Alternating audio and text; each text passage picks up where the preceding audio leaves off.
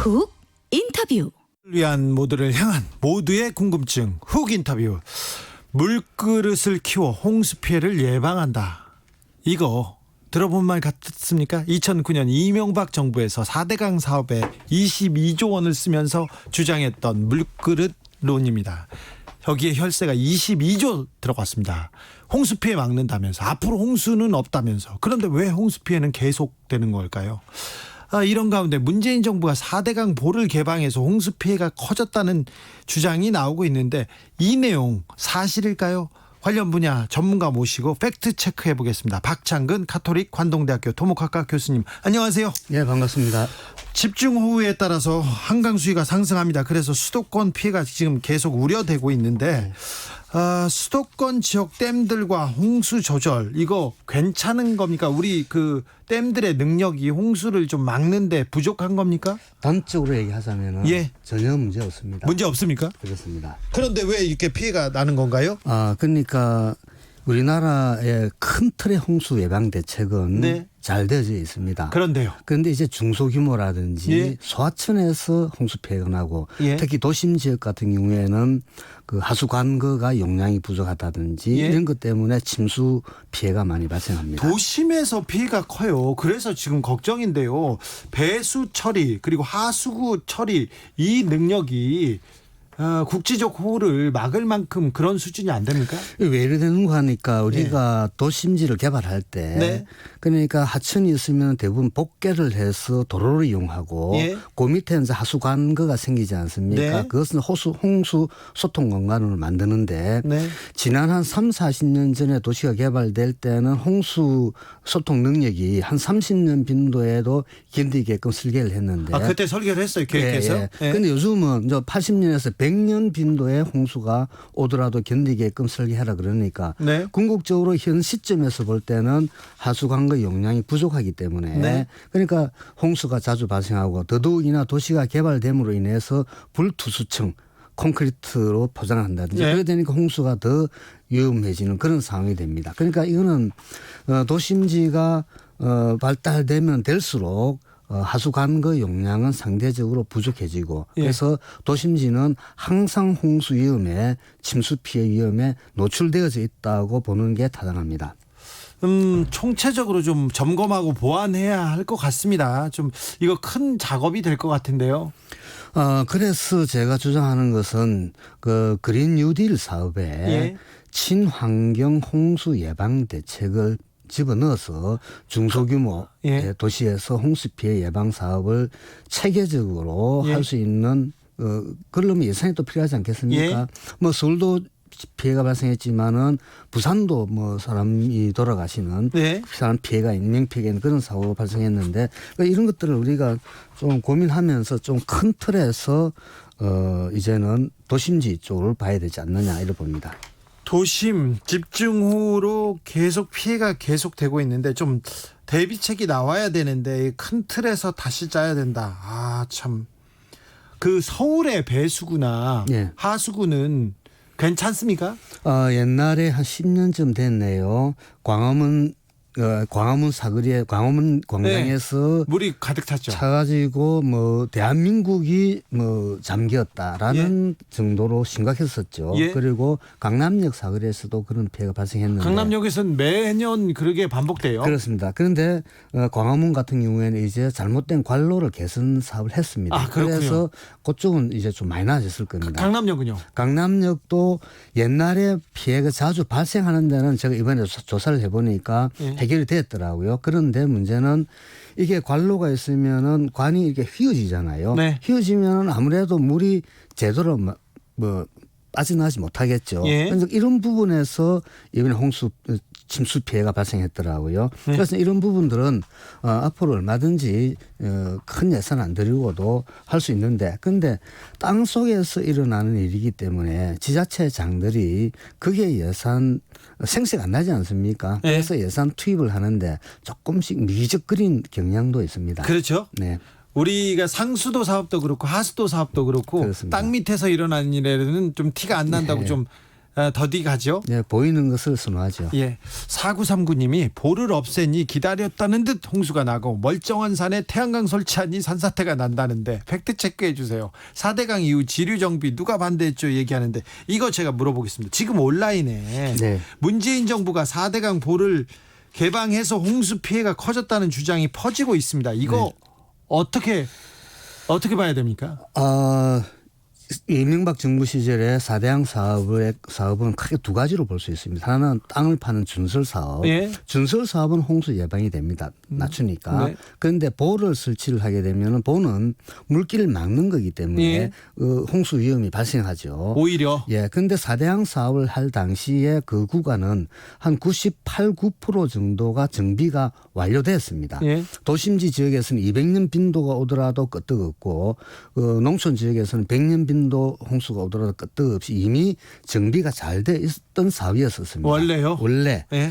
그래서 이제 지금 보호 수문을 열면 오히려 홍수 위험이 증가한다 그러는데 이렇게 보면 됩니다. 보호를 설치하는 것은 홍수 위험을 증가시키기 때문에 병을 준 거죠. 네. 벽을 줬다 그러면은 수문을 열면은 보호구간의 일부 구간에서 물이 소통이 되니까 이제 약을 주는 거잖아요. 네. 약은 한 20 정도 줬다고 봅니다. 그러니까 병은 크게 줬는데 네. 수문을 조금 열문해서 오히려 조금 홍수 위가 조금 떨어지는 거죠. 네. 그래서 일각에서 SNS에서 퍼져나오고 있는 그런 것은 제가 생각할 때는 적절하지 못하고 네. 전혀 공학적으로는 합당하지도 않고 어떤 환경학자들이나 공학자들은 4대강 볼을 다 폭파하는 게 폭파해서 자연 친화적으로 바꿔주는 게 훨씬 더 기여를 할 것이라는 얘기도 하는데요. 네, 그것은 원칙적으로는 맞는 말입니다만 네. 일단 우리 국민들 일부 가게에서는 또 4대강 사업을 좋아하시는 분도 계시거든요. 예. 그래서 어느 정책이든지 어떤 균형을 맞춰야 되는데 그런데 4대강 사업은 공학적으로나 사회적으로 볼 때 아무짝에도 쓸모없는 사업이었기 때문에 예. 보호를 철거한다는 것도 참 맞기는 맞는데 일반 국민들의 정서가 또 그렇지 않다 그러면은 조금 이제 수문을 상시 개방을 한다든지 네. 아니면은 거기 교량이 설치되어 있거든요. 교량은 살리고 보호 부분만 철거한다든지 네. 그와 같은 여러 가지 공법으로 이용할 수 있는 방안도 있습니다. 그러니까 볼을 또 만들어 놓고 또 폭파시키는데 돈 든다. 그래서 싫어하는 분들도 있는데요. 보호 해체 작업은 지금 어떻게 돼가고 있습니까? 지금 전혀 전혀 이루어지지 않고 있습니다. 그냥 그대로 있어요? 예, 4대강 조사위원회에서 작년 2019년 2월 달에 국가물관리위원회에 4대강 금강하고 영산강 보호 처리 방안을 제시했거든요. 네. 1년하고 몇 개월이 지났는데 아직 잠자고 있습니다. 아직 뭐 아무런 대답이 없어요. 예, 낙동강과 한강은 아예 그런 작업도 못하고 있고. 낙동강 오리알이네요. 네. 그렇습니다. 네, 교수님. 산에 태양광 설치해서 산사태 났다는 주장은 어떻게 설명해야 됩니까? 전혀 뭐 근거는 없는 것은 아니지만은 네. 그것은 일단 태양광 설치한 지역에 가보면은 조금 경사가 없는 데입니다. 네. 경사가 없는 데에서는 산사태가 잘 일어나지 않거든요. 아, 네. 알겠습니다. 좀 근거 없는 말들이 지금 온라인에서 돌아다니는 거네요. 4대강 사업. 자, 이명박 정부가 대운하를 파겠다고 대운하 사업을 한다고 하다가 거기에 가로막히니까 4대강으로 바꿨습니다. 그러면서 제1 이유가 홍수 예방한다 얘기했는데 4대강 사업 아니 또 22조를 썼어요. 그 이후에도 몇 조씩 쓰고 있는데 매해 이 관리비로. 근데 왜 홍수 예방 잘 안 됩니까? 그러니까 홍수의 안전한 구간에 더 안전하게 했고 예. 홍수에 위험한 소하천이라든지 지방 중소규모 하천에 대해서는 방치를 해버린 거죠. 네. 4대강 사업에서. 네. 그러니까 결국은 국민들 입장에서 보면은 홍수 예방 사업을 했는데 빈익빈 부익부 형태의 사업이 됐다는 거죠. 그러니까 잘 나가는 잘 되어 있는 4대강에 잘 돼 있는 데는 또 거기다 또 더 잘했고. 그러니까 준수를 했으니까 홍수가 떨어질 거잖아요. 네네. 잘 돼 있는 홍수 예방이 돼 있는 강은 더 잘 파가지고 잘 했고. 예. 안 돼 있는 데는 그냥 놔둔 거죠. 놔뒀다. 네. 예. 할 필요 없는 걸 했네. 홍수 예방. 그렇습니다. 그러니까 결국은 그게 한반도 대운하를 염두에 두었기 때문에 네. 그와 같은 왜곡된 공학적 논리를 만들었고 많은 학자들이 그것을 선전을 많이 해왔었었죠. 네. 이번 우리 홍수 피해가 4대강 본류 지역이 아니라 경남 삼청, 강원 정선, 경북 영양 이렇게 산간 지역이나 지류에서 일어난 일이에요. 근데 여기에 대한 홍수 예방 대책은 좀 많이 부족한 거죠. 예, 그렇습니다.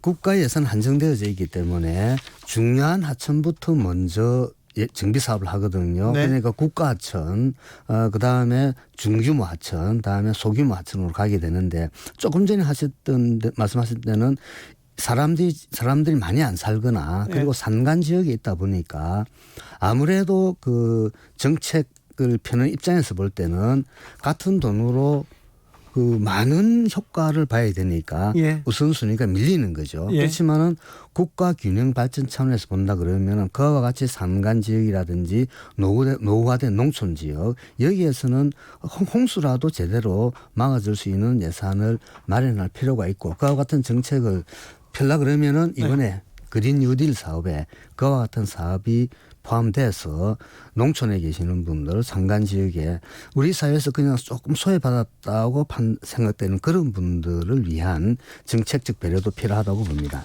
그러면 교수님 지금 그린 뉴딜 사업에 홍수 예방을 위한 이런 재예방을 위한 거는 어떤 부분이 포함되어 있습니까? 지금 홍수와 관련된 것은 제가 보지를 못했습니다. 아직 없습니까? 그리고 수질 개선과 관련된 것도 거의 보지 못했습니다. 그래요? 네.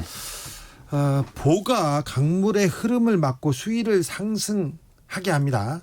그래서 홍수 피해를 더 키울 수 있다. 이런 주장이 계속됐는데 이 주장에 대해서는 어떻게 보십니까, 교수님? 그렇습니다. 물이 흐르는데 가운데 하천을 가로질러서 막아버렸습니다. 댐은 아니지만 보로 막은 거죠. 그렇죠. 강물이 흘러가는데 보로 막은 거예요. 그런데 이 보가 보통 우리가 산간 지역에 보면 1, 2m짜리 보가 아니고 10m 이상 15m 되는 대형 보거든요. 그러니까 댐 수준에 해당되는 그렇죠. 거죠. 그러니까 물이 잘 흘러가는데 하천을 가로질러서 댐 수준의 보를 막아놔 버리니까 여기에서 물이 넘칠 거 아닙니까? 그죠? 그러니까 댐 인근에는 이게 홍수 피해가 많이 발생하죠. 이제 최근에 들어서 한 10년쯤 됐는데 연천댐이 그렇게 해서 붕괴가 됐거든요. 그러니까 이것도 계속 유지 관리를 안 하면은 보호 주변에서는 항상 홍수 피해가 제방 붕괴라든지 이어질 가능성이 충분히 있습니다. 천문학적인 예산이 소요됐습니다. 4대강 사업에. 그리고 4대강을 유지하기, 이 4대강 사업을 하고 이 시설을 유지 보수하기 위해서 또 수조 원이 매년 들어가고 있습니다. 근데 일부만이라도 좀 방제 시설 정비나 다른 홍수 피해를 위해서 쓰면 피해를 좀 줄일 수도 있을 텐데요. 네. 어떻게 하죠? 지금 현재 우리 중소규모 도시 이상에서 홍수 예방하는 시설은 크게 두 가지입니다. 하수 관거, 다음에 배수 펌프장 이 두 가지가 있는데 배수 펌프장은 계속 보완은 해나갑니다만 하수 관거 사업은 이게 중소도시에서는 아예 엄두를 못 내고 있거든요.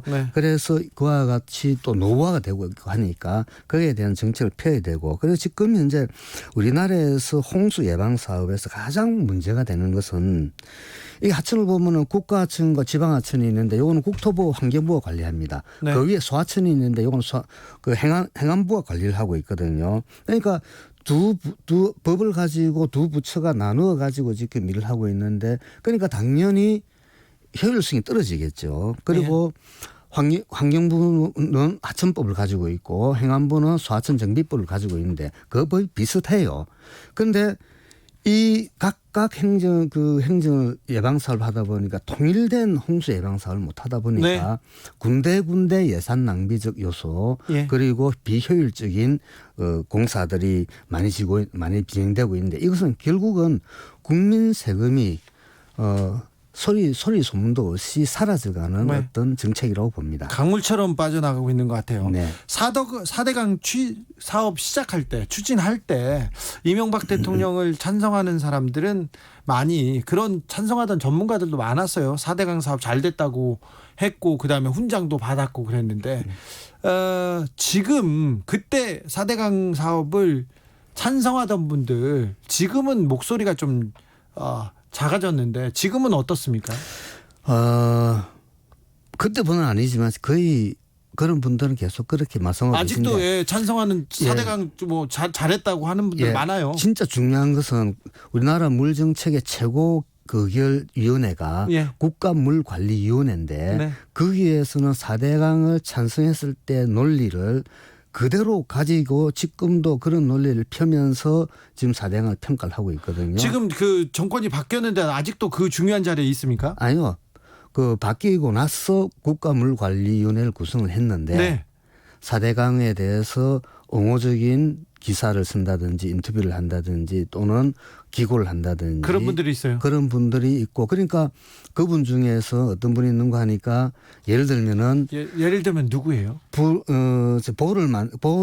그 막으면은 네. 수질이 개선된다. 네. 보를 막으면은 오히려 홍수가 줄어든다. 이게 4대강 논리잖아요. 그렇습니다. 근데 어떤 분이 그래요? 교수님 누가 그래요? 뭐 제가 공개적인 자리에서 밝힌 그렇고 언론에 이미 다 나와 있습니다. 아니, 괜찮아요. 언론에 다 나와 있습니다. 박석순 교수 말하는 그분은 거기에 안 들어가 있습니다. 안 들어갔고요. 네. 누구시죠? 괜찮아요. 책임은 아니요. 교수님이 지시면 아니 돼요. 저기 네. 저기 MBC 저기 PD 수첩이나 뉴스타파에 이미 다 나와 있습니다. 아니 그러니까 나왔으니까 이름 얘기하시면 될 텐데 박창근 교수님 이렇게 좀 왜 그러세요? 말씀하셔도 되는데 지금까지 박창근 가톨릭 관동대학교 토목학과 교수였습니다. 감사합니다. 네, 고맙습니다. 어반자카파